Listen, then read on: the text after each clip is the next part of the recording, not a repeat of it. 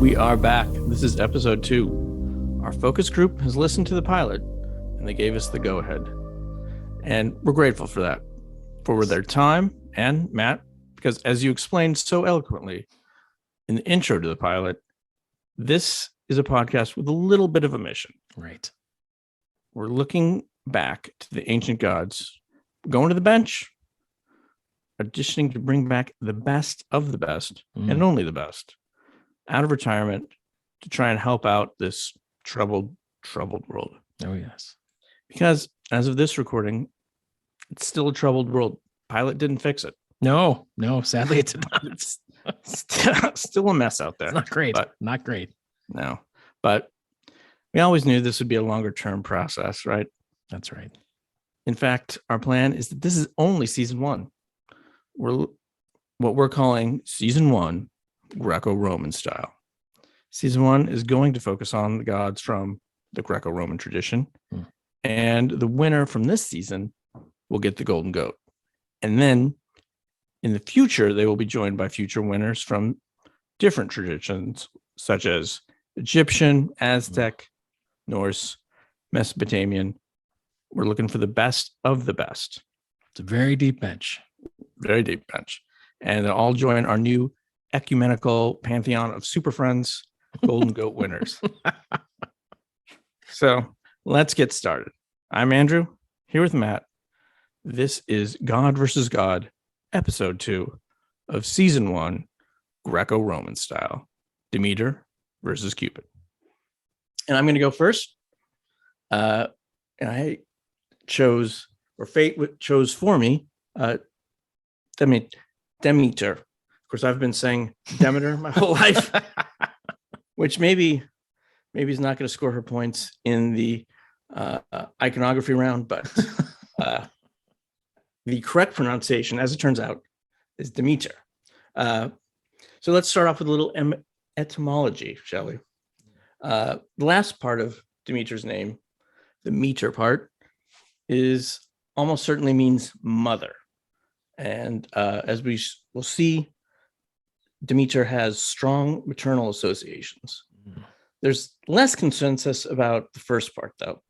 It's either derived from geo for earth, to make her an earth mother, or dio for barley, which would make her a barley mother. Sort of has sort of some sort of fraternity mother vibe. I was going to say, like a Mama Beer type figure. That's great.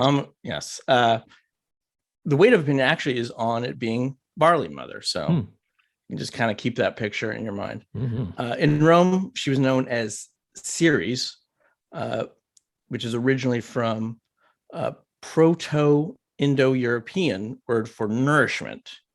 And Ceres is where we get the word cereal. So next time you're enjoying a little Captain Crunch or Lucky Charms, you can give a little thanks to Ceres. Of course, I think the Proto-Indo-Europeans would say we've lost the nourishment part of that of that meaning, but there you go. So Demeter then is an agricultural goddess, specifically associated with grains. But since all the Greek gods have multiple jobs, she was also has a function as a lawgiver goddess, which we'll discuss. She has associations with the seasons and wealth through the harvest, and also rebirth. Demeter's own birth, she was the daughter of Cronus and Rhea. Cronus being the king of the Titans, were the pre-Olympic gods, and Rhea being an earth goddess. Poseidon, Hades, and Zeus were her brothers. Hera and Hestia were her sisters. So it's a power family. I was going to say quite a family tree there. Yeah, it's like a Kennedy-esque, Kardashian-esque. It's the two combined, something like that. She's not only part of the 12 Olympians, but the original 6. That's it. Yes. Yeah, the OGs. So the old gods. We'll talk a little bit more about in Zeus's episode, but due to a prophecy that one of his children would overthrow him, Cronus swallowed each one of the kids. Eventually, Zeus, who escaped this fate, does overthrow Cronus and freed his siblings. Ironically, part of Zeus's motivation for overthrowing his father was the fact that his father was eating all the siblings. Yeah, I was gonna say that's he's got to do something. Yeah. So it's It one of calls these for action. these self-fulfilling prophecies that the Greeks always loved. So we can kind of skip over her childhood, or say she was raised by her father in a way, because she grew up in his stomach. By the time she's freed by Zeus, forcing Kronos to regurgitate her and her siblings, they're all adults. So it's Wow. kind of a scene. So getting her early sense of nutrition by being the very nutrition that her father yes, that's true. Though that was the fact for all of them. Had kind of an interesting adolescence. Immediately then they have the Titomachy, which is battle with the Titans, which is a 10-year war between the Olympic gods and the Titans to see who's ultimately going to be supreme. And obviously the Olympic gods win.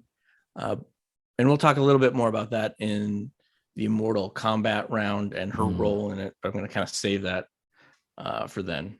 So on her children, Demeter goes on to have a few children, most prominently Persephone, whose father is Zeus, also her brother. Yes. As was the style at the time. Yes. As was the style at the time.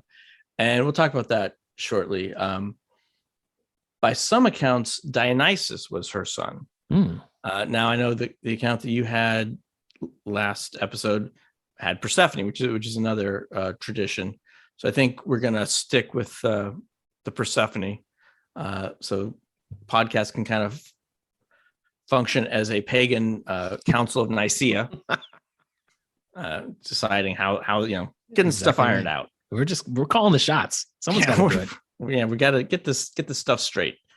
So on one occasion, at least, Demeter had children with a mortal named Iason, who she met at the wedding of Cadmus and Harmonia, who always seems to show up. Cadmus is sort of a ancient Zelig figure.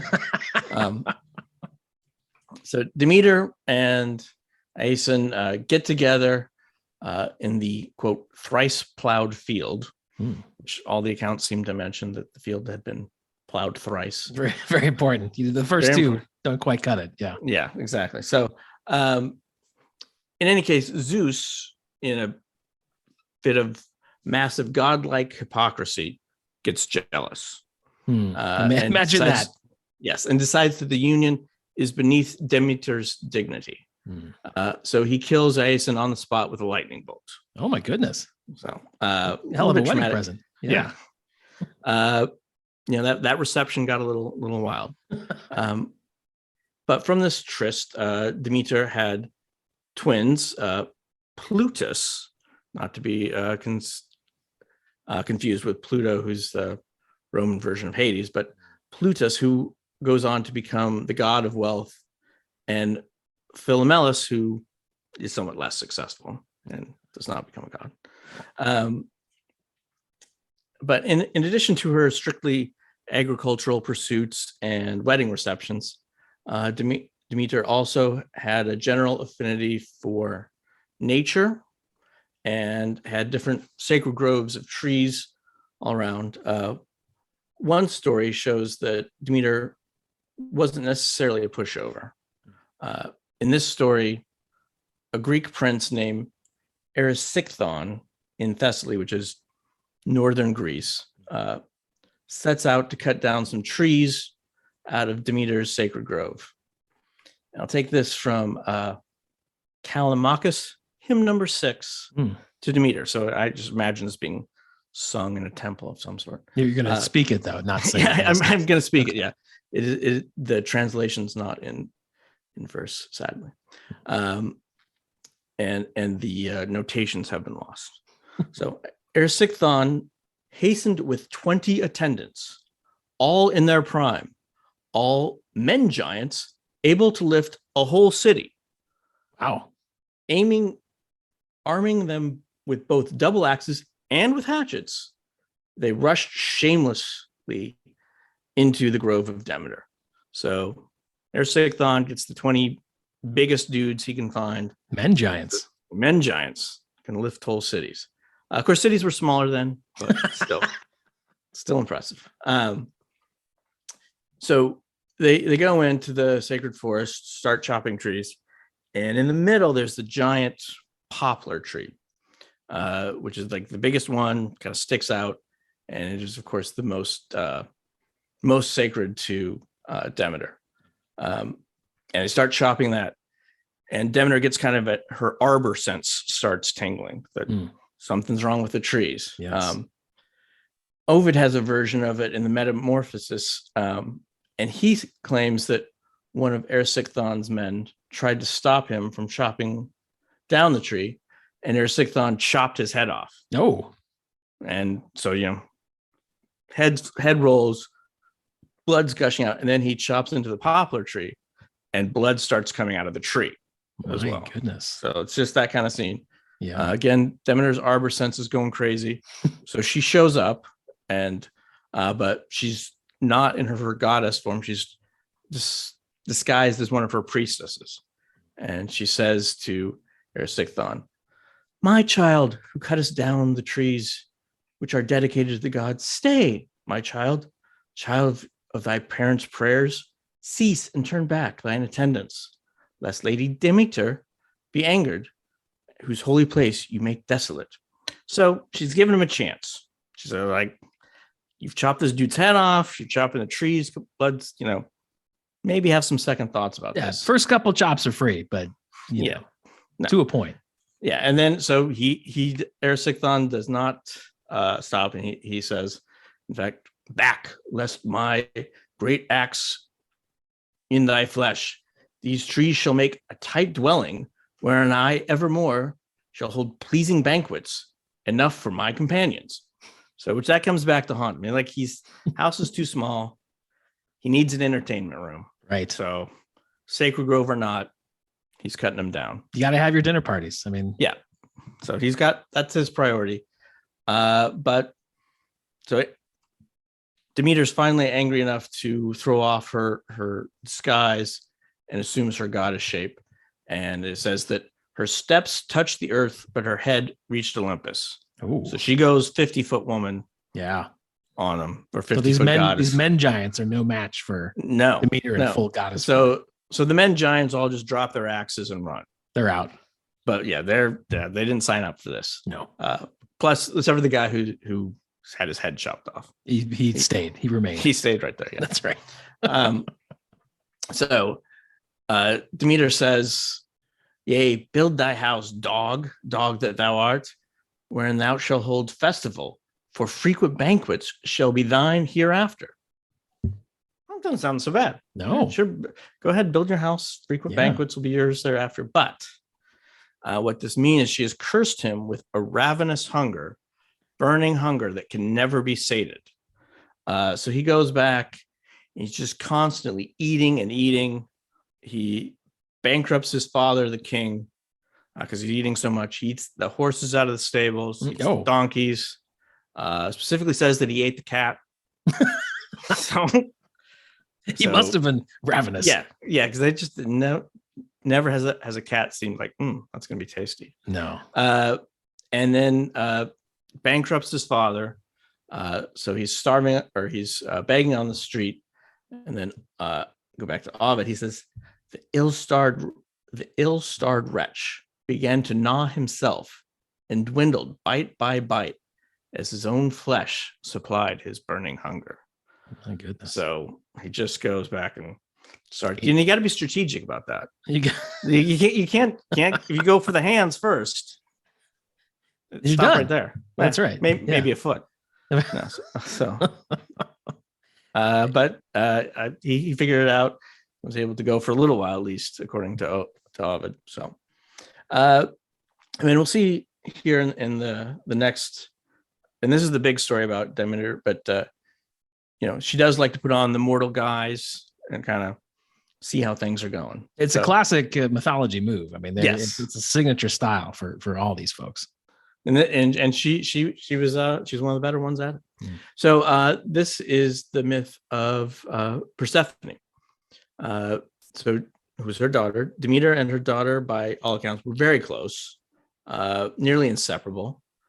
However, Hades had fallen in love with Persephone, and according to at least one version, it was by Cupid's arrow. Oh, that he fell in love, that Venus bade Cupid to get Hades in love. She felt like Hades needed to be hitched up. Been a bachelor for too long. Yeah. And so Hades goes to Zeus, who is Persephone's father and uncle and his brother, and asks permission to marry Persephone. But Zeus realizes that Demeter would never agree to have her daughter go down and live full time in the underworld. So, he just kind of chickens out, says, yeah, sure, go ahead, but don't tell anybody. Just go and grab her. That's Zeus's kind of king of the gods solution for this. Yeah, he's got kind of a hands-off manager sometimes. Yeah, he just says, all right, go ahead. But this conversation never happened. So Hades finds a time when Persephone is away from her attendants and away from her mother, and his chariot bursts up out of the earth. He grabs her, and the chariot keeps rolling on, and then she's yelling the whole time, and then the chariot goes right back down below the earth. A little while later, Demeter comes back, but the tracks have all been covered over by some pesky wandering pigs, and so she doesn't know what's happened. And then she, according to the Homer's hymn to Demeter, the headband on her hair she tore off with her own immortal hands and threw a dark cloak over her shoulders and sped off like a bird, soaring over land and sea, looking and looking, but no one was willing to tell her the truth. So she's looking, and I think that no one was willing to tell her the truth. A lot of people, or celestial beings, gods, know, but because of Zeus, they're not saying anything. So she searches for 9 days and nights all over the Mediterranean. She's got a chariot being pulled by dragons, flying dragons.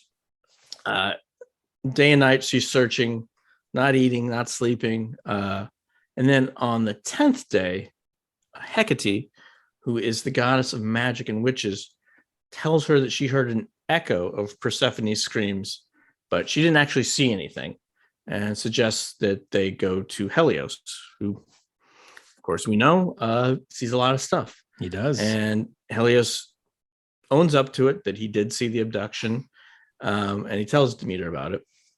And then there's kind of so this actually upsets her more. I mean, at least she knows where her daughter is, but to her daughter is dead, basically, because she's stuck in the underworld. Right. And the gods try and convince her that it's fine.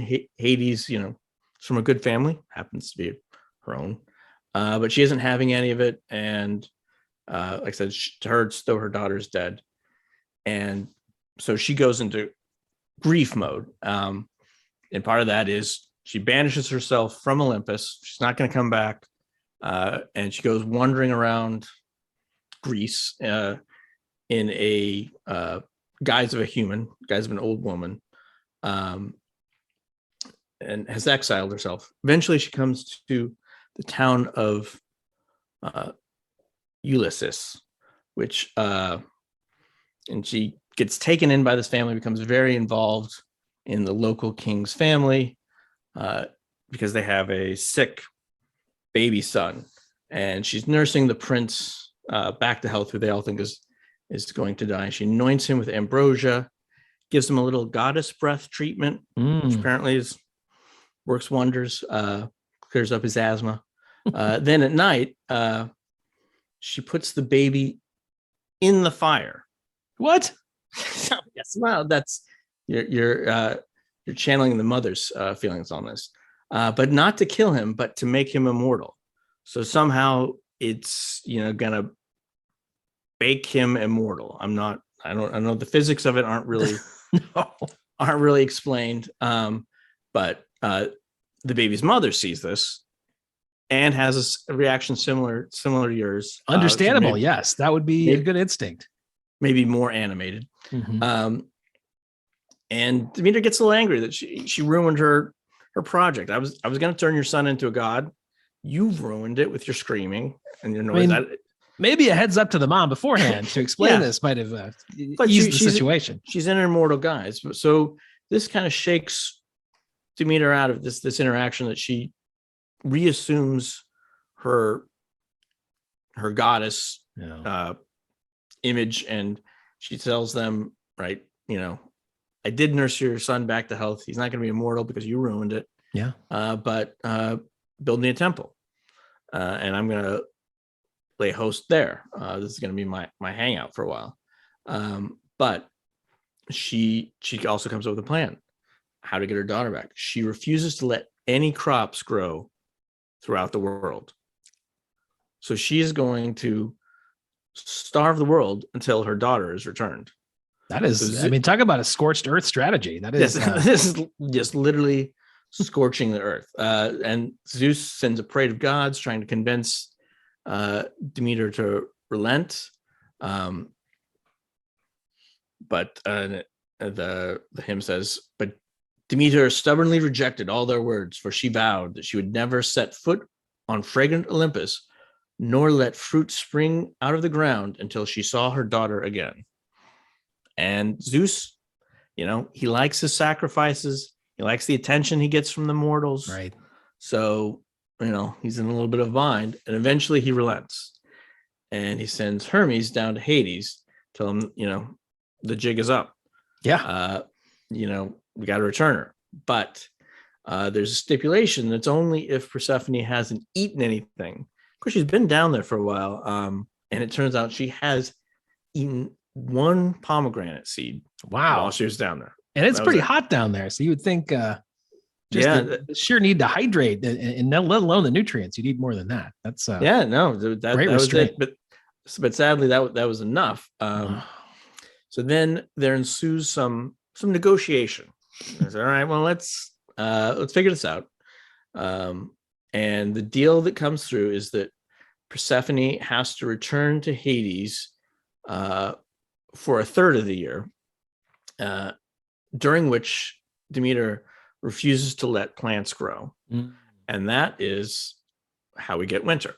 I think I see that coming. Yes, yeah, absolutely. So that was part of the negotiation.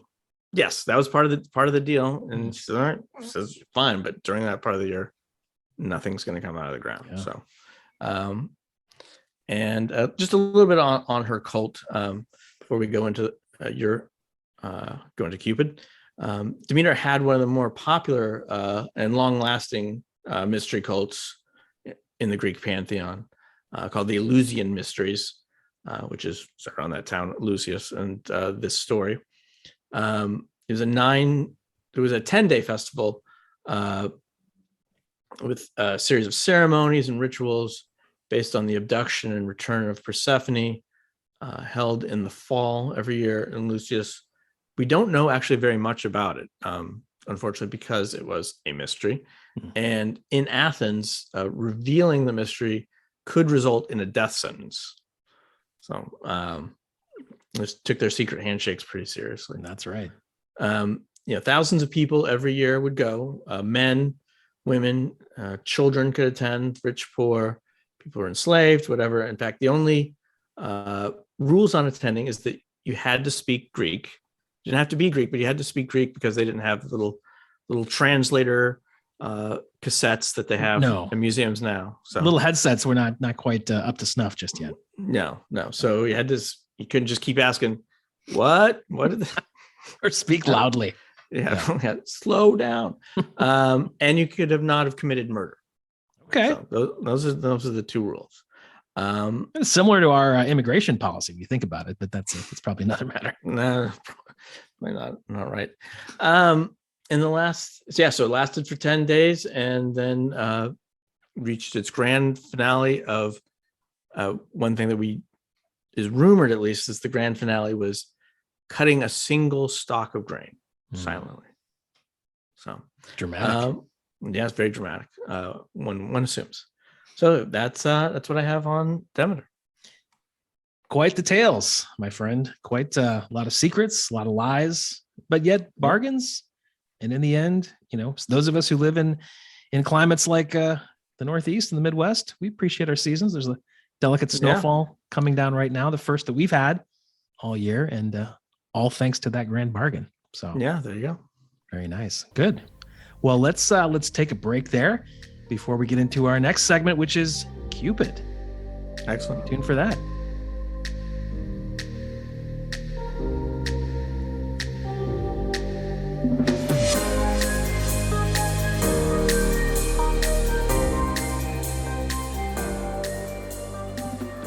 And we're back with the next segment of second episode, God versus God. We heard Andrew talk about Demeter, the goddess of the harvest. And I'll take us to Cupid, a familiar character for many of us, and yet plenty of stories we may not know about. So we'll share some of those in this segment to see how Cupid measures up to the aforementioned goddess. Yes. So Cupid, of course, the god of desire, attraction, affection, but most importantly, erotic love. Now, Cupid, of course, is the Roman tradition. The Greek counterpart is eros, hence erotic. And that distinction is important because there are several varieties of love that they talk about in those times. The erotic proportion is considered uncontrollable lust. It's a desire for something as opposed to a passion, which is more of a constructive thing. It's an eager interest, at least to something positive. But the erotic version is much more of the lusty variety, just needing something uncontrollably, even if you already have it, needing more of it. So that's where Cupid comes from. We envision him as in first form, this sort of slender youth. He's got wings, but before long, he takes on the form that is more familiar to us, which is that sort of chubby young boy, typically naked, sometimes with a loincloth, but always a little bit overweight and quite young. And I know what you're probably thinking. What is it we could possibly make a connection between an overweight toddler and erotic love? Well, it's symbolism, of course, because he's got wings because lovers are often flighty and they change their minds. So the flightiness of love is represented in those wings. And he is boyish because love is irrational, which at least my experience tells me young boys most certainly are. Right. So they have symbolic meaning to each of those representations. Every now and then, Cupid also is shown as being blindfolded. And of course, we think that might be because love is blind. That is the idea, but not in the sense of being sightless. It's the sense that love is from somewhere deeper than just the eyes, which brings us to one of my favorite Shakespeare quotes from Midsummer Night's Dream. Love looks not with the eyes, but with the mind, and therefore is winged Cupid painted blind. So hence, occasionally, the blindfold. But of course, it's the weapon of choice that we associate with Cupid the most. It is the bow and arrow that represents his key source of power. And of course, anyone shot by Cupid's arrow is suddenly filled with uncontrollable desire. And when I say anyone, I mean that. This sort of lust archery technique can be applied to mortals or deities alike. Right. In fact, he even is known, you mentioned before a story of him shooting Zeus. There's another instance where he shoots Zeus himself, the god of gods, to make him fall in love with Europa, which ultimately leads him turning into a bull. We'll probably get to that story at some point later in the season, but nobody is off limits when it comes to Cupid's arrows. It can be anybody. And in art, we often see Cupid amusing himself. He's a young boy of leisure. He's playing with a hoop, throwing darts, catching a butterfly, playing a horn. Similar, I imagine, to sort of the weekend activities that you and I would enjoy. Yes. We've already got a good kinship with the young fella. As for his origin stories, similar to much of mythology, there are differing opinions on where Cupid came from. There are early traditions that have him as one of those primordial gods who just came into existence asexually, sprang forth out of nowhere, the kind of original Big Bang theory. But later on in Latin literature, he's agreed upon to be the son, as you mentioned earlier, of Venus, of course, the goddess of love and beauty. Often there is no reference to a father. So she's sort of portrayed as a single mother. Now, Seneca, the famous Roman Stoic philosopher, he claimed that Cupid's father is Vulcan, since he was Venus's husband at the time of his birth. But of course, most accounts agree Cupid is in fact the product of the affair between Venus and Mars, the god of war, which of course is a callback to episode 1, the heated affair, which you described so aptly in the first episode. So from that relationship, that affair, came Cupid himself. And so those are, those are considered to be his agreed upon parents. So you've got, of course, Venus, the goddess of love, Mars, the god of war, love and war coming together. It's a fitting parentage. It's a great combination. Right. And even the sort of sense of him having 2 different birth stories is kind of meaningful in its way, because Cupid is both considered primordial and he is conceived in, shall we say, the old fashioned way. So he's sort of he represents both heavenly and earthly love at the same time. And if I may, a personal note, the power of this combination of 2 very different types of folks really resonates with me because of my own past history and my grandparents. On one side, you've got a Catholic couple who emigrated from Ireland in the 1920s, became a cop and a homemaker with 4 children on the south side of Chicago. On the other, a Catholic couple who emigrated from Ireland in the 1920s, became a cop and a homemaker with 4 children on the north side of Chicago. So their son and daughter met. Both. The rest is history. All right. So they were able to span that divide. That's right. So making me the ultimate poster child for diversity. But I digress. Now, important to point out, Cupid is often a side character. He's a minor character who sets the plot in motion. There aren't very many stories where he's the star, but there is one which I'll spend a chunk of my time talking about it. And he's the star of the story of Cupid and Psyche. Really is sort of the main, his time to shine as the lead character of the story. So it begins with a king who's got 3 daughters. Psyche is the youngest of the 3.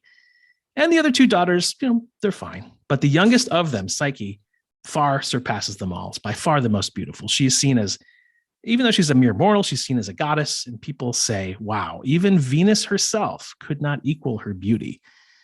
So everyone's so impressed, they end up spending all of their attention on her, and they stop worshiping Venus. So Venus's temples become neglected. The altars fall to ash. Yeah, her favorite towns are in ruins. Well, you know how this goes. Once a god stops being worshipped, they're not going to be happy about it. And so, needless to say, Venus is not pleased, and she finds a way to exact her revenge. So she does similar to what you described in the story earlier. She goes to her loyal son, good old Cupid, says, Cupid, help me out. I want you to use your powers and make that hussy fall in love with the world's most vile and despicable creature. And Cupid says, hey, anything you know, grab your arrows. I'm on my way. Just point her out and I'll get it done. So Venus points out Psyche and he's speechless. As soon as Cupid sees Psyche, it's as though one of his own arrows has been shot into his heart. He's immediately struck impossibly in love at the sight of Psyche. So he just kind of backs away and heads out of the room. And Venus assumes he's a loyal son. He's on the case. He's going to take care of this. But Cupid's in a bit of a pinch because the one he needs to cast this spell upon to fall in love with this vile creature has in fact captured his own heart. So down on Earth, something very different happens. Not only does Psyche fail to fall in love with some vile creature, she falls in love with no one. I mean, men encounter her, they look, they worship her beauty, but they walk away and ultimately all marry somebody else. She is essentially out of everybody's league. So, of course, her older sisters, they both get married, married to 2 other kings, in fact. But old Psyche never does. And her parents, understandably, are disturbed by this. So her father undertakes a drastic measure. He says, all right, we're going to go to the Oracle of Delphi, the Oracle of Apollo, of course, to get the gods' advice on how to find Psyche a good husband. Now, they didn't have any websites to go to. They did not. The closest you could do to look this up would be to go to the Oracle of Delphi. So that was the technique. And of course, the rule there is whatever the Oracle tells you, you have to do. This is not just sort of advice. This is essentially a directive from the divine. So I should point out as he goes to the Oracle, Cupid has gone to Apollo in advance and, hey, fills him in on the whole story. He says, I need you to help me out and kind of fix things a little bit so it ends up well for me. Apollo says, I got you, man. God to God, no problem. So he goes to the Oracle, and doing Cupid a solid, Apollo tells Psyche's father, all right, here's what you got to do to find love for your daughter. You got to dress her in mourning clothes Take her to the top of a mountain and leave her there alone. Dad's like, okay. He says, but there, says the oracle, she will meet her destined husband. It will be a winged and fearful serpent, stronger than the gods themselves. And that serpent will take her and make her his wife. And Psyche's dad is understandably not what I had in mind. No, kind of crushed by this news. This is not great. But the god has spoken, and you got to do what he says. So dad kind of shrugs, takes Psyche, puts her in all black, takes her to the top of the mountain, and leaves her there to be reportedly met by this serpent husband. I mean, she's there. She waits by herself in terror and waits for the worst to happen. But suddenly a soft breeze carries her away, floats her away to a nice peaceful meadow where she dozes off and ultimately wakes up in front of a mansion that is this beautiful spread built as if for a god. And yet there's nobody there. It's deserted. So she makes her way to the front door and hears these voices speaking to her. And they say, come on in, enter, have no fear, take a bath. We'll have a banquet prepared for you. We are your servants. We're ready to do anything you desire. And she's thinking, okay, this is getting better. So she does what the servants have told her. She has a great bath, beautiful banquet. There's music. There's a choir singing. It's lovely. So these baths are like little, these servants, little like teapots and clocks. There is a bit of foreshadowing here. So yes, I like where you're going with that. But they in fact implore her to, dare I say, be their guest. Okay. So she does. She's enjoying herself, enjoying the music, but she never sees anybody, just hears the voices of these servants. And then finally, at last, after wondering where her husband might be, hears that voice of her husband to be. Doesn't see him, but just hears that voice, and all of her sense of fear leaves her. He's really sweet. He's really kind. And even without seeing him, she can tell this guy is no monster. This is the husband that I've longed for all these years. It's a little weird that I can't see him, but at least by his voice, I can tell he's a good guy. So she's enjoying herself. They're enjoying themselves together. And then one night the voice speaks to her and says, look, Psyche, your sisters, they're going to come back. They're coming back to the place that your family left you, where you disappeared. They're going to weep for you and wail, but I can't let you have them see you. Otherwise, you're going to be in great sorrow to me. You're going to ruin yourself. It's not going to be good.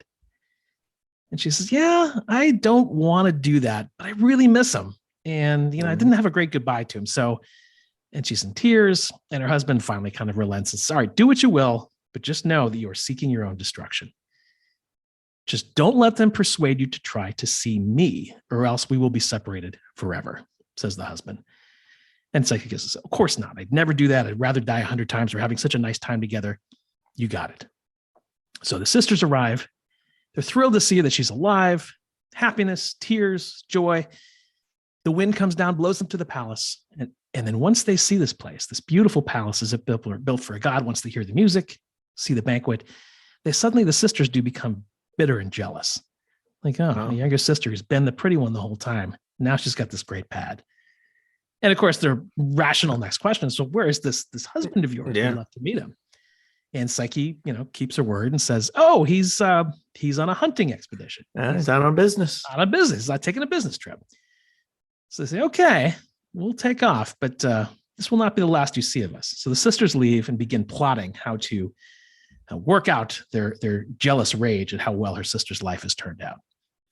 So she's back at home. The husband appears just as a voice still and says, I got to warn you one more time. You can't see them, and you can't have them see me. And she says, if I'm not able to see you or to see them, it's just not fair. How can I be happy that way? And so again, the husband's like, okay, fair enough. I'll yield again this one time. And he goes away. The sisters come back. And the sisters tell Psyche, since we've been here last time, we learned that your husband isn't really a man. He's a winged serpent that the oracle said he would be. And he might be really nice to you right now. But one of these nights, he's going to turn on you and devour you because he's a monster. And Psyche's understandably very upset by this. Why won't he let me see him? Something must be wrong. Something's off. So it's a bit suspicious. It's more than a bit suspicious. Yeah. So she asked her sisters, like, what's your advice? What should I do? And of course, they've been plotting. They've got the advice ready to go. They say, all right, it's very simple. You need to hide a knife and a lamp by your bed. Now, wait for your husband to fall asleep.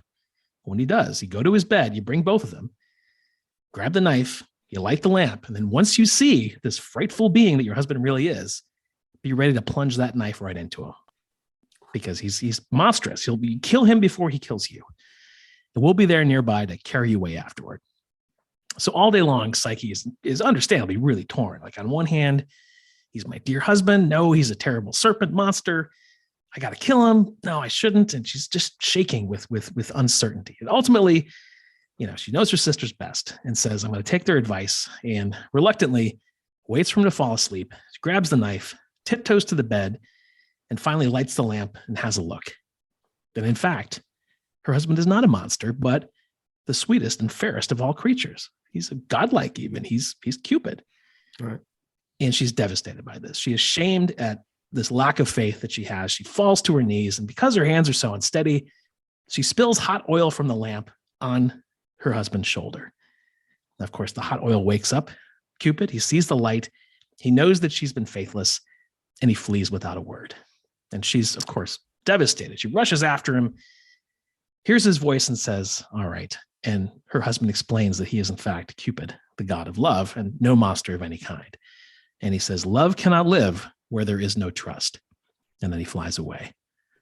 And then Psyche is just, again, crushed. I was married to the god of love. I couldn't keep my faith in him. So I will spend the rest of my life searching for him. Even if he has no more love for me, I can show him how much I have for him. So she just dedicates herself to finding this husband again after that show of faithlessness. So Cupid is burned up by the oil. So he goes back to his mother's place, to Venus's place, to take care of the wound. And understandably, once she hears that it was Psyche that Cupid had chosen, rather than achieve his mission of right, as originally was planned, she leaves him alone angrily, lets him sweat it out, lets him be in pain for a while, and decides to show Psyche what it's like to anger a goddess like Venus. Now, Psyche's upset. She wants to make it good. She tries praying. She tries pleading with other gods to take her side. But similar to your story, nobody wants to make an enemy out of Venus. So right, you kind of made this happen, so you're on your own. So she gives up and then just says, I'm going to suck it up. I'm going to go to Venus. I'm going to offer her myself as a servant. And who knows? Maybe when I go to her place, maybe Cupid will be there too. Yeah. Maybe he's staying with his mom. We'll see. So she arrives, and Venus is just laughs at her out of pity, just cackles and says, well, you nearly burned my son to death, which is an exaggeration because, of course, Cupid is a god and you cannot burn him to death. But she says, how could you have done this? Only diligent and painful service can possibly redeem you from the actions that you've taken. And Psyche says, all right, that's fine. Let's hear him. Give me the tasks. And if we had a little more time, we could go into more depth on these tasks. They go in some very interesting directions. But for our purposes here, 3 tasks. They involve sorting seeds, getting the fleece of sheep, getting water from the sticks. And in all these cases, she's able to, through the help of friendly animals, ants, sheep, and an eagle, is able to succeed in all these otherwise impossible tasks. And so Venus is sort of frustrated because every time she gives her one of these tasks, she's certain that she's not supposed to be able to do these. No, she's supposed to just sort of be this pretty young thing, but she in fact ends up being quite able. So meets the requirements of all 3 of the tasks. So Venus says, all right, I'll give you one more.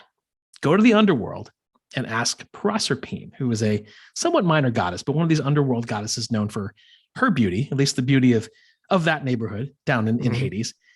Ask Proserpine to fill a box with some of her beauty and then bring it back to me. And Psyche says, I'm not sure how that works, but okay. If that's the last thing I got to do to make good, I'm going to do it. So Psyche goes to the underworld, gets past the gates, goes across the river Styx, all the stuff you got to do to get through there, and then gets in front of Proserpine, asks for the box of beauty, and Proserpine says, well, since it's for Venus, okay, I will give it to you. So she takes some of her beauty, puts it in a box, gives it to Psyche. So Psyche's feeling pretty good. She's got the box of beauty. She's coming back from the underworld and thinks, all right, I'm in the final stages of getting my man back. But she's also thinking, I'm a little curious what's in this box. What does a box of beauty even look like? He's like, and I've been through a lot. So my looks have probably faded a bit. So if I'm going to meet Cupid again, I'm going to need all the beauty I can get. So maybe I can look in this box and just grab a little of the beauty out of it. So she can't resist the temptation, opens the box, and there's nothing in there. But what does sort of waft out immediately puts her into a heavy sleep. And she is passed out beyond control. So at this point, Cupid finally steps in. He's healed from his wounds. He's longing for Psyche. Of course, he's still madly in love. And you can knock love down, but you can't knock him out, right? So he finds Psyche, he wipes the sleep from her eyes, puts everything back in the box, and then he takes out his bow and arrow, and he wakes her up with just a little prick of it. Not much, just a little poke. with his arrow and scolds her a little bit, gives her a little lesson on maybe you shouldn't have done that. But he says, go back to my mom. If you go back to Venus now, bring her the box, everything will be okay. And that's great news for her. So she heads back to Venus in order to fulfill that final task. And while she's heading back, Cupid flies to Olympus, goes to the boss himself, goes to Zeus to get final approval on making this all right. And Zeus is thinking, you've messed with me before. You've made me turn into a bull. You've turned me into a swan. You've had a lot of shenanigans, young Cupid. He says, but I can't say no to you. I can't say no to the power of love. So Zeus calls for a full assembly of the gods. He has a marriage feast. Cupid and Psyche are formally married. Wow. And Psyche is able to drink the ambrosia of immortality. So this was the ambrosia similar to the goddess breath or the whatever weird fire treatment you mentioned earlier. This was an easier. Yeah, that's for babies can't. That's right. That's the whole thing. So the ambrosia makes Psyche a goddess. And so at this point, after the wedding, even Venus is totally fine with the situation since her new daughter-in-law is now a goddess. So now she approves of the relationship. More importantly, though, Venus is okay with it because when she's in Olympus and taking care of her husband and perhaps her children, she won't be back on Earth turning all the men's heads, which means, of course, they won't be distracted from worshiping herself, Venus, which is what got us into all this mess. So a happy ending for all involved. The god of love is reunited with Psyche, which means soul. So the union of love and soul is one that can never be broken. And that's the tale of Cupid and Psyche. It's an epic. As you alluded to and before, it becomes the inspiration for the classic tale of Beauty and the Beast, taking a few liberties with the prince and the spells, but ultimately it influences that story. So that's the core of where Cupid comes from. There are some minor stories. A quick one is, I think, my favorite, the story of Cupid and the bees. So as a child, as Cupid often is, he's stealing honey from bees, being a mischievous little fella. And in the process, he is stung by the bees. So he runs to his mother, to Venus, and complains. How is it fair that such a small creature as a bee should cause such painful wounds? And Venus laughs at the poetic justice. Says, you too are pretty small, my son, and yet you deliver the sting of love. And that's the whole story. But it cracks me up because poor little Cupid's like, Mom, that really hurt. But Mom, it hurts. Son, you have learned irony, which gives him no joy at all. Now, that is the whole story. But again, on a quick personal note, I do have to point out, when I was in second grade, I was in Catholic school, and I was stung by a bee. And the bee flew up my pant leg and stung me in the upper thigh. I don't think I've ever told you the story. I mean, that's a formative one of my youth. So right in the upper thigh, just, kind of between the knee and the groin. Because it was a Catholic school, and there wasn't really a nurse, I had to go to the principal, who was Sister Rosalita, who was a probably 65-year-old nun. And in order for her to examine the bee sting, I had to drop my pants in front of this nun. So the first time anybody outside of my upbringing had ever seen me in my underwear was a 65-year-old nun, which is not really the formative erotic experience that anybody wants. But again, something about Cupid and the bees brings me back to that halcyon days. Yeah. So Sister Rosalita, rest her soul. I'm imagining she's no longer with us, but who knows? Maybe she has received the ambrosia of immortality. So later on, Cupid gets a bit of a darker reputation, typical to the march of history. Medieval times come along, and the sort of Christian forces want to make something bad out of erotic love. So the time of Charlemagne, they see Cupid, they kind of reframe him as being seductive and malicious. They say Cupid exploits the desire of people to bring them into the world of vice. They say his quiver is his depraved mind, his bow is trickery, his arrows are poison. It's appropriate that he's naked because he shouldn't conceal his deception and his evil. And so he becomes known in those days, in those medieval days, as the demon of fornication, rather than the god of love, which is, on one hand, a pretty great nickname in the context of heavy metal or adult film, or heaven forbid, both of those things in combination. So thankfully, his reputation softens. He's known, Cupid, as the puto in Italian in Renaissance art. We know him in those chubby winged cherubs that we see in so many paintings, playing their little harps with their wings.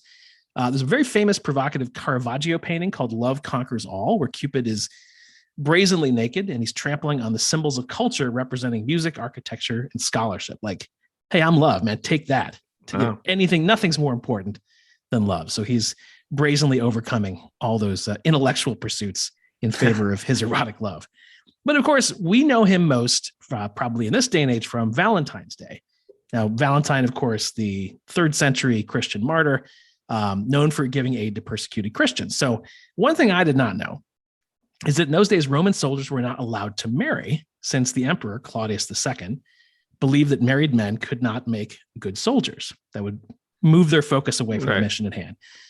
But Valentine really felt for him, did this Valentine the priest. So he would cut little hearts from parchment, and he would give them to the soldiers and remind them, even though you can't get married, God's love is with you. And he wore this purple amethyst ring that had the image of Cupid on it, because that was the symbol of love that was legal at the time of the Roman Empire.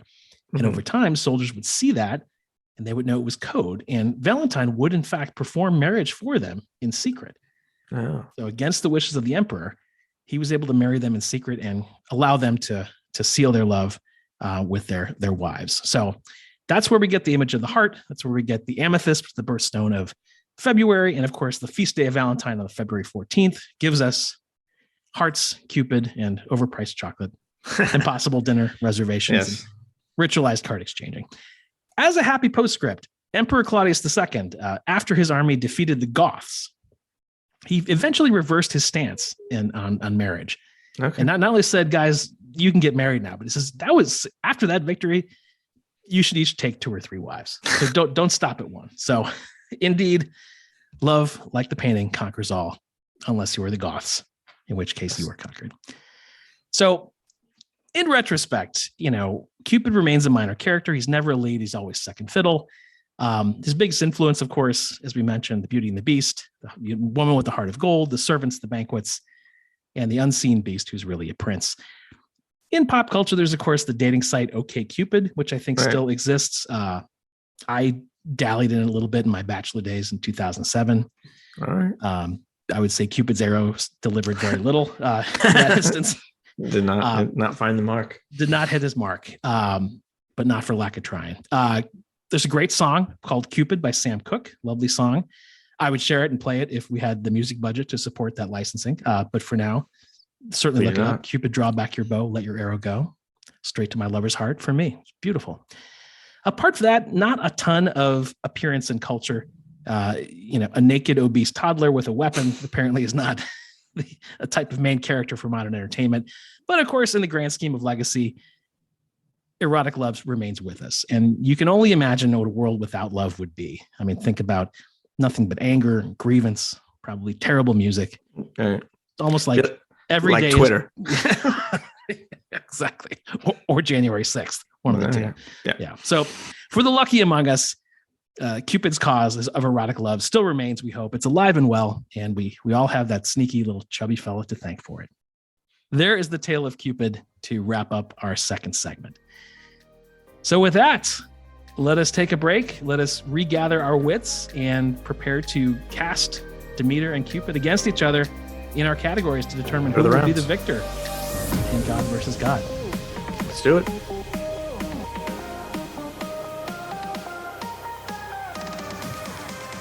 And we are back for our 6 categories. For those of you joining us anew, we have 6 categories in which both of our gods will go against each other.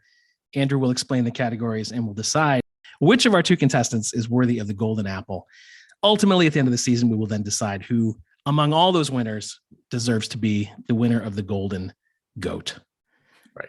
All something to build towards. So Andrew, take us through our first category, if you please. All right.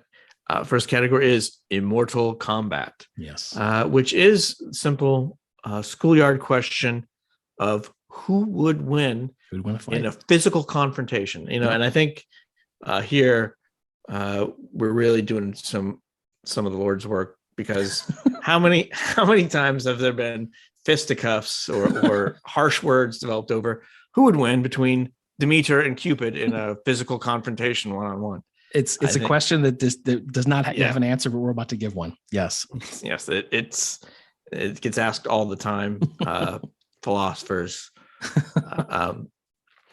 economists. So pros on Demeter. She can turn giant, as we saw. That's big. She can stop crops from growing, which maybe is a little more of a long-term strategy. That's true.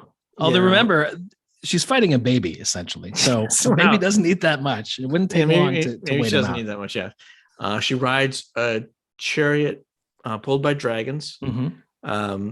They very speedy, can get very, very far, very fast. Yeah, we didn't hear anything about them but being fire breathing dragon. So she's often pictured, I didn't mention this, carrying a torch. That's from her search for her daughter, or a scythe, just to reap grain, or perhaps do some serious damage. Do some weaponry, yeah. Cons, she, there's not a lot about her really getting into fights. That's not her main thing. In the Titanomachy, which was that big battle at the beginning, she appears to have only had a minor role. There's no literary sources that really talk about her fighting, but there were some vases, ancient vases, that depicted her with a sword or a spear along with the other Olympians. So there were some potters at one point who thought she might have given it a go. So that's her. So she at least had the sort of fighting respect of the Potter community at the time. Yes. Yeah. Yes. There was some among the Potter community who could picture in a pinch that she would do some fighting. I could see that. Yeah. Yeah. I think those are formidable. I think certainly being able to get that giant is a big deal, especially when, again, fighting essentially a baby. Yeah. There is something about Cupid's lone weapon, and I didn't mention this earlier, but he does have two kinds of arrows. There's the golden arrow, which is what we know him for, where you're struck with that, it's sharp, and then you get your insatiable, uncontrollable traction. He also has dull lead arrows, which if you're shot with one of those, you are attracted to get the heck out of there. So they actually just cause you to flee. Now, those don't really come up in many stories, but he does have that in his quiver if he needs it. That said, in terms of combat, clearly his use of that weaponry is for again, he's more of a lover than a fighter. Yeah. He's there to persuade people to the art of love, or in some cases to leave town. Something tells me, as a side character who's really never had any kind of tradition of warfare, apart from these sort of more prankish escapades. He's a trickster. Very, very sneaky, mischievous, but ultimately not the kind of fighter I think who could take on somebody who can stand the height of the heavens. Right. Well, I think when you think about a maternal figure against a baby, if she starts counting, it's all over. It's all over. 1, he's out. 2, that's it. That's it. That's very good. Yes. So I think my vote has to go to Demeter on this one. I think Cupid just not a warrior type, and given both her patience and her immense size and maternal capabilities, I think that's an easy one. Yeah, I think the strategy, he has that power, but I don't know that he would be able to actually use it in a way that would be effective in a fight. So I think we're both going to go with Demeter for Immortal Kombat for round 1. All right. So curriculum deity, and this is a bit of a split question. Again, it's who would you rather be? Who would you rather follow? As a divine being. So Demeter is depicted as a blonde woman in her prime, kind of a honeyed wheat colored hair. Go along with the theme. She's got a theme going. That's right. Makes sense. Yeah. She had just the one home in Olympus. So I think they live in the same community. She has a chariot pulled by dragons. So it's a pretty sweet ride. Yeah. She also has a little bit of an entourage. Her entourage is maybe a little different than the one we talked about with Mars. Mars is, surrounded by the personifications of fear, panic, anger, and discord. Right. Yes. It's just not making for a lot of great dinner parties. No. Although, as one who could really make a dinner party happen for somebody else, she's got that going for her. Yeah. So that's Mars's. Her entourage. One of the people in her entourage is a hero, agricultural hero named Triptolemus, who she invested with divine powers and his own dragon-pulled chariot to go spread grain cultivation around the Mediterranean. So kind of a Johnny Barley seed. Yeah, I was going to say, so getting some shades of Dionysus, spreading the grapes as his own old Johnny Appleseed version. Very nice. Yeah. And Persephone and some of her other kids. So, not too bad. How's Cupid stacking up? It's a tough one. I think in terms of who I'd rather be, I do admire that he has a good time. He is really pursuing his own enjoyment for the most of the time. Occasionally getting an order from his mother, but even as we've heard, sometimes defying that. He lives a very happy-go-lucky life. He's all about love, which is a great way to wake up in the morning. But also because kind of a lone wolf. You don't hear the stories of him having an entourage. Right. The most we have of him having a home is the end of that story with Psyche, where presumably he moves up to the heavens to, again, essentially just live with his mom in the apartment next door, Everybody Loves Raymond style, and maybe have a family where she's still keeping a watchful eye over them. Still a good place to be, and he still found the love of his life, but that's really the only big story we hear about his adult life. And in terms of who you'd rather follow, I mean, the thing about Cupid is he doesn't have much of a tale, if any, of any sense of worship. As a side character, he didn't really have temples. He didn't really have mysteries or traditions. He was just kind of the guy floating around the edges making mischief. So not much of a community to be had in serving a god like Cupid. In some ways, you could almost say he has more of a following now than he did.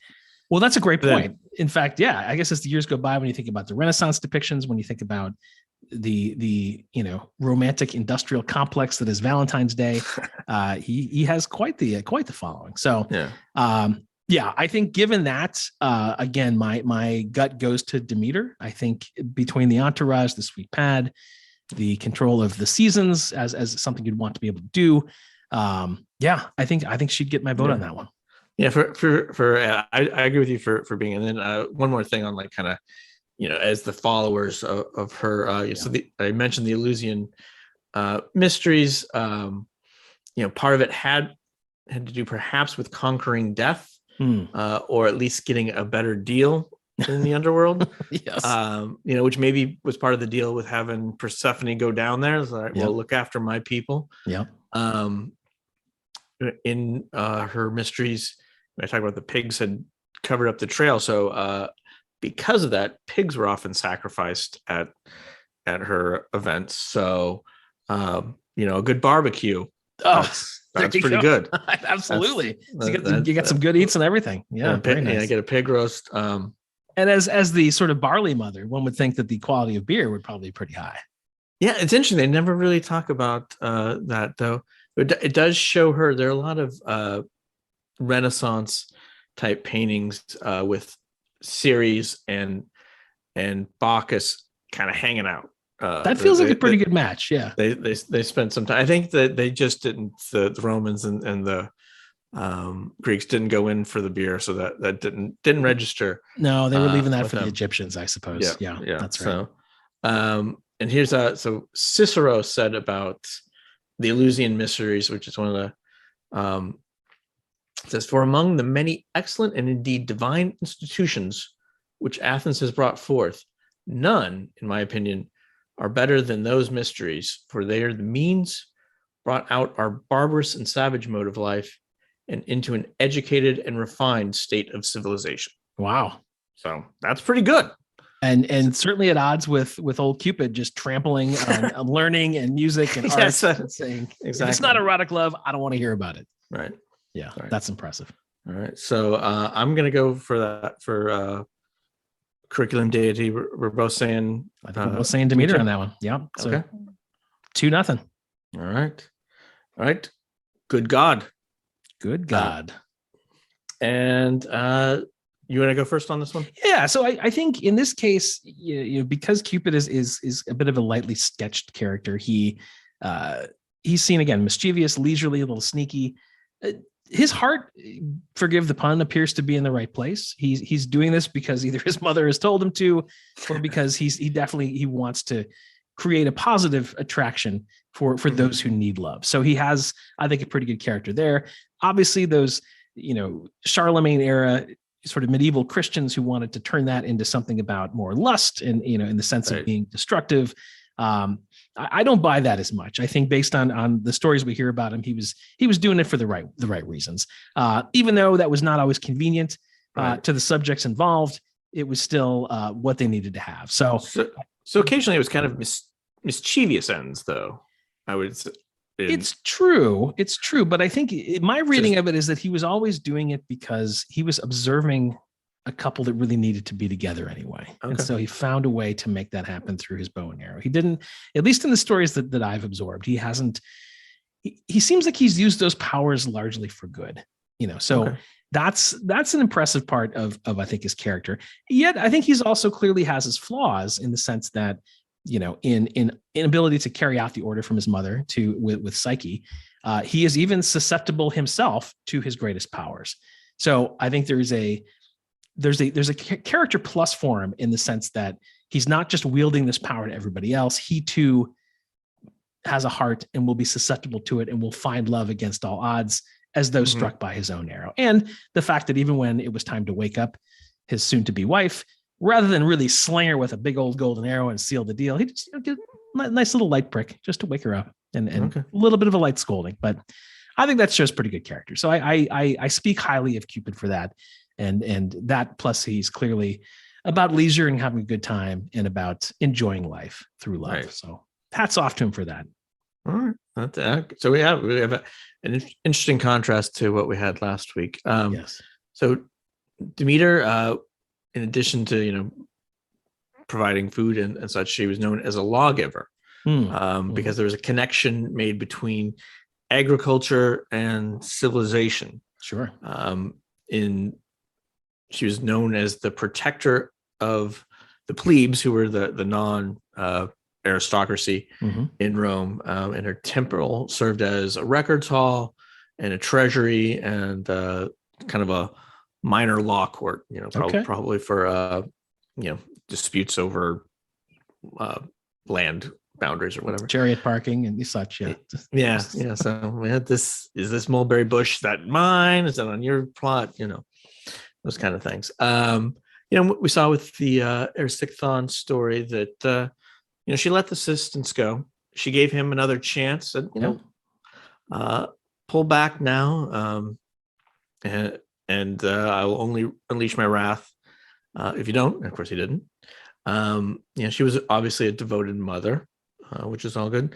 On the bad side, there was a little bit of the starving the whole human race. Yeah, no, there's that. Yeah, little collateral damage. I would say so. That was maybe somewhat questionable. Mm-hmm.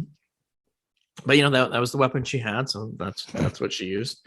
And I would say at her core, at her essence is providing food and spreading agricultural wealth. I think for this part, I want to kind of take in for both gods, take into account the business they're in and the service they perform, which maybe we didn't do. We kind of split that last time between things. I think this is where it kind of goes as good God. But they both have positives on that one. So, all right, where are you going to come down on? I think I go with Cupid on this one. I think the spreading of love. I think the general good-heartedness of his actions, in contrast to the worldwide famine that was the weapon of choice for Demeter, for all those other positive qualities. And even if her heart was in the right place, just trying to find her daughter, that's still a pretty brazen act against humanity. So luckily it ended well. We only get that for a quarter of the year. Right. But I think, with different sample sizes of activities, I think Cupid gets my vote for good God. Interesting. I think I'll go with you on this one. I think I was maybe going to overlook the threatened starvation because it didn't actually happen. A lot of other gods are are known to wipe out most of humanity for various purposes. That's true. Floods, fires, and such. But yeah, it's probably not necessarily a trait we want to encourage. Even threatening that, it's still it's attempted. Yeah. But they're still going to do a decent sentence for that in a court of law, provided you don't already control the courts. So, right, fair point. All right, yeah. So, all right, so we're now 2-1. 2-1. Very good. All right. This brings us on to iconography. Yes. And here we're going to talk about the staying power, the impact of that God, both in their own time and in our own.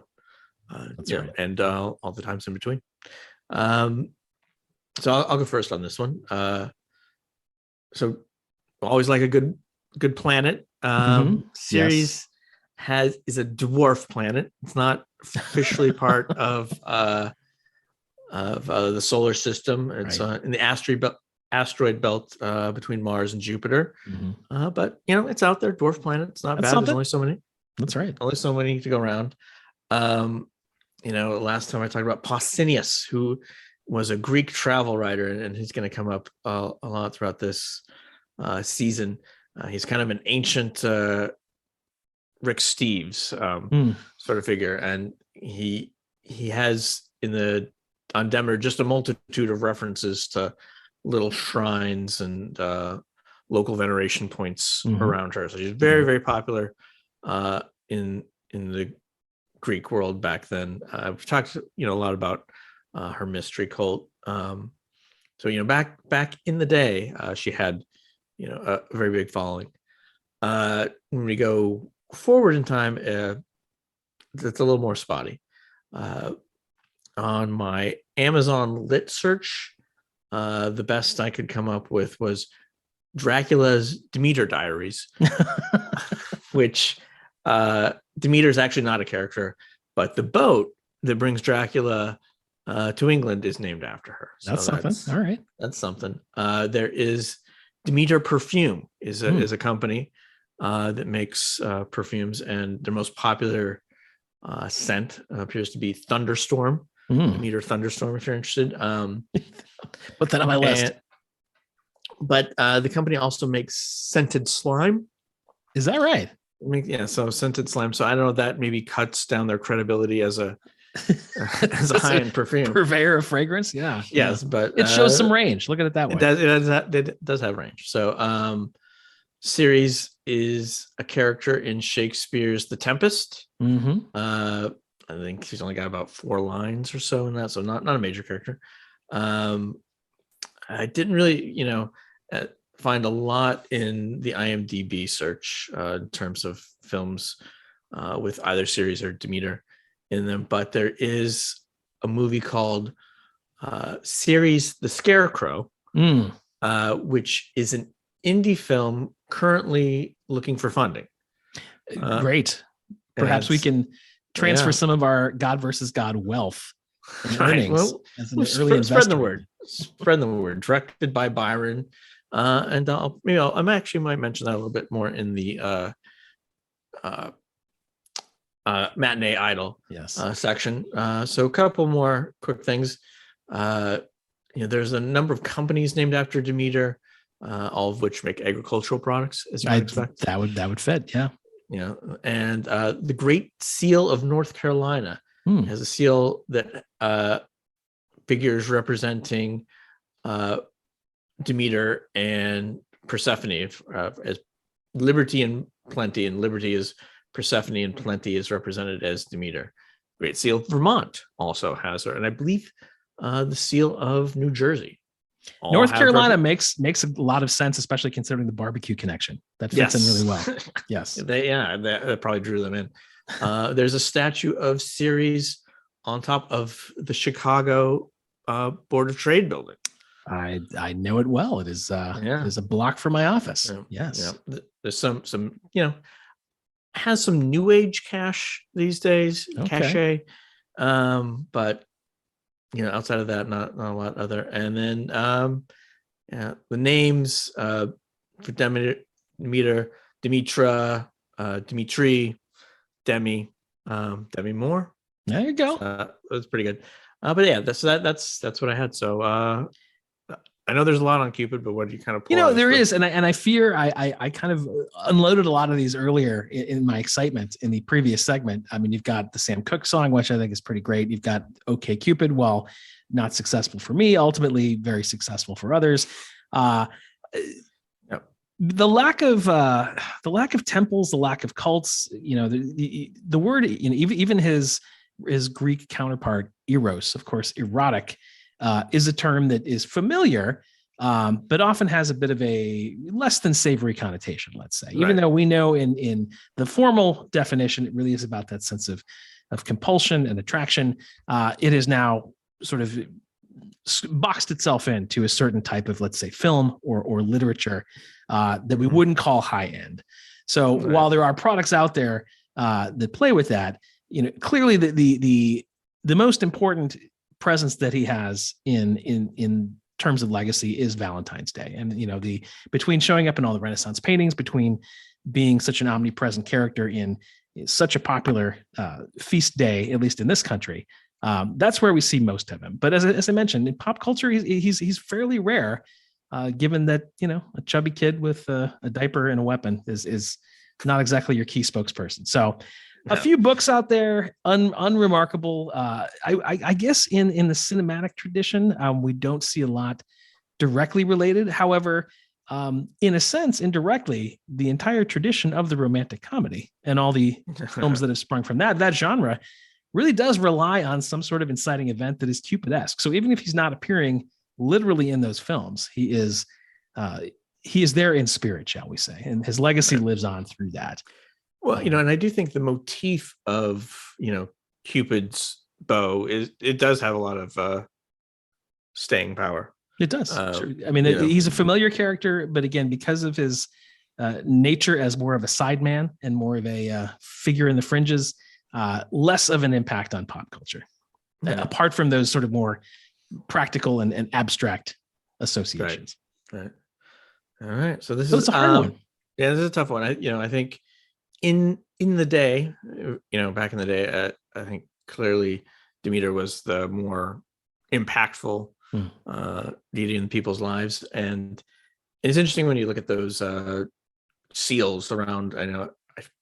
I believe those came into being, and don't remember this exactly from my research, around the end of the 19th century is when it was popular to make a seal, put seals on stuff. Yeah. Just a state has a seal, and people were more tied to agriculture back then. It was more tied to your well-being, whereas we, maybe are a little more disconnected from before factory farming, let's say. Where our food comes from. Right. So it's a little bit split, but I feel like, for me at least, because the larger impact at the time, like that, the Eleusinian mysteries were going, I think, for like 1600 years before the Christians put a stop to it. The church put a stop to it. So I would say I'm going to side with Demeter on this one. I think it's a different philosophical interpretation of it, but I think given the current legacy, the lasting legacy of everything from Valentine's Day to the global eroticism market, I think I give Cupid the nod on this one. Right. I think you're right that in her time, Demeter was a force with which to be reckoned. But I think in terms of the arc of legacy, I think Cupid ends up on top. All right. So that's our first split. It is, draw. Which means what we're coming down to 2-1-1. Yeah. Okay. All right. So this is going to be a big one then. It's huge. How this very important. All right. So do you want to go first? Yeah. So Matinee Idol, who would make for a better movie? Now, I like to think on this in terms of both, what we have seen and have not seen in movies. So clearly the key story of Psyche and Cupid as Beauty and the Beast is, in a sense, a movie version of at least that part of his life. Very popular story, very long lasting, a lot of legs. And yet the actual movie of Cupid's life, is a bit of a strange thing to picture on the screen. And again, you've got a sort of leisurely young toddler fellow. He can fly with the little wings. He's got the adorable moments of piercing with his arrows of love. He's mischievous, and there's all benefit to that. But you can't have a movie purely out of a side character. Now, his great story of obviously Beauty and the Beast has carried that, but ultimately, I also like to think in terms of casting, and I feel like this is a hard one to cast. I'm not familiar with a whole lot of sort of 2-3-year-old actors, performers. The body of work just isn't there. So I think you got to go with a little bit of technology, a little CGI. And so you've got to, essentially think about the body of a baby, but the head of an adult actor that we know CGI'd upon it. And I think given the sense of being mischievous, of always being a great side character, of always being there kind of on the fringes and really having good range, his heart being in the right place, I cannot help but picture the scantily clad baby body with the head of Paul Giamatti atop it. I think it's a striking image, and I think it would make for a wonderful performance. I don't know how good Giamatti is in terms of archery, but again, CGI can handle the bulk of the work on that. So that's my sense. I think there are elements of the story that could make for a good movie, but the end-to-end Cupid movie starring Paul Giamatti on a baby body is something we haven't seen before. For what that's whether that's good or bad, yes, for good reason. And it would not be an erotic film in the sense of how those movies have ended up today, although it would be based on the character that gives eroticism its name. So, I swear I thought you were going to go back to Robert Downey Jr. You got to keep it fresh. Yeah, only so many times. That's right. Well, what about you? What about Demeter on screen? So, I think, and I thought about maybe a little bit different, that I would really focus on that central Persephone myth. Sure. I think I would make it a limited series. Opening scene establishes that close mother-daughter relationship. Because, anytime you see a happy family in the beginning of a movie, not going to be good. There's something bad's going to happen there. There's the happy breakfast season. They're all joking around. We got their busy lives. You're like, oh, yeah, one of those kids is going to get abducted. She's going to drop. Or there's going to be a huge earthquake and they're going to be separated. It's not going to be good. And so, that I would start with that trope. And then you build up to the abduction. Maybe you keep seeing the shadow of Hades or his servants sort of just off screen or just sort of flitting in the background. And then you play with her being separated. Like, no, don't go off to collect those flowers, because what's going to happen. Chariot bursts out of the ground. The whole search scenes. I would probably throw the Erisichthon in the middle of the search scenes, so she's already a little bit, she's already upset. You've got part of that, and one of the side stories is Persephone's attendants. Demeter turns into the sirens, right? And as punishment for them not keeping track of her. That would be dramatic. That'd be an exciting scene. Yeah. So then you got Hecate comes in, and the plot's discovered, and then I would have that's when you reveal Zeus's role in it, and the showdown with Zeus starving of mankind, all that kind of good stuff. So and then you have the deal. So it's probably a 6 to 8 episode season. That's a lot to pack in. Yeah. Pretty high CGI budget on that for all the special effects. I mean, not as high as Paul Giamatti's head and a baby body, but this is what Hollywood is for. Yeah, and for casting, I don't know. For some reason, I thought of Jessica Biel. As interesting. Which is an interesting kind of the right age and such. I love it. Great performer. Probably could use the work. So yes. Yeah. And I did want to bring back into the series, the Scarecrow movie, so that because they are basically using that Demeter Persephone myth, but they've set it in modern times, and somehow through some very specific ideas they seem to have about the time-space continuum. She's called up through the Scarecrow to help a teenage girl going through a difficult domestic situation. Very. So and I think on the Cupid thing, depending on, if you just focus on kind of the psyche bit, maybe that's a little bit stronger, but but then you lose Paul Giamatti, unless you just you CGI Paul Giamatti onto a teenager's body. Yeah, I mean, the guy's got range, so we never count him out. He can be John Adams over here. He can be sideways over here. Yeah. And one thing I came across on the IMDb searching is, so there was I think it was a 1981, 1982 movie called Eros, where a college student discovers that his roommate is in fact the Greek god. Oh my goodness. I feel like a dereliction of duty for not catching that. That's it makes sense that I haven't heard of that movie. No. That it hasn't stood the test of time, but wow. Well, maybe we'll have to see if that's out there somewhere. Or VHS copy at the local Blockbuster. Yeah. Right.